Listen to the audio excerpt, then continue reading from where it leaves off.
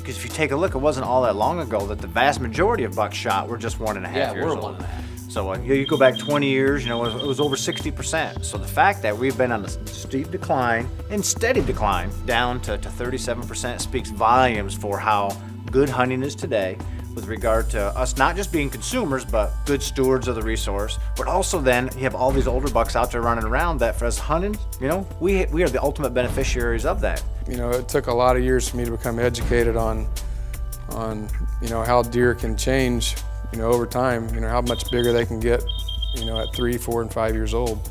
And so while, yeah, I had a lot of fun, killing those 1.5-year-old bucks, now I realize, the harm that I was doing, I could have killed a lot nicer bucks when I was younger if I would have let those go. I think there's just more and more people educated on shooting bigger deer and passing those young deer. It's driven into our heads every day.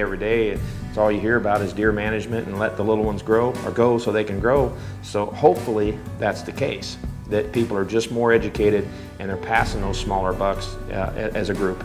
We're seeing a huge shift in the culture and the philosophy of American hunters.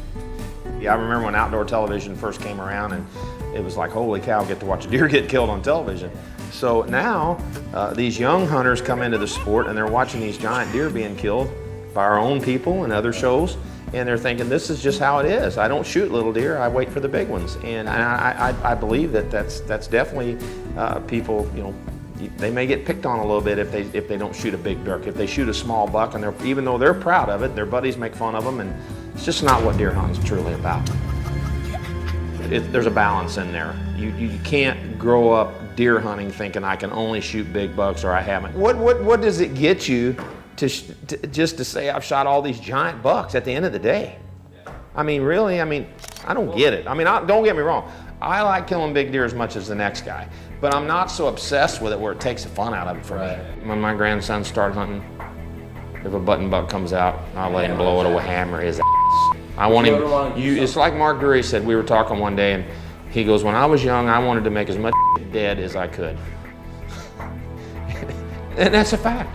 When you're young, you want to kill, you want to shoot. I wanted to kill every freaking deer walk past me, but now I'm past that.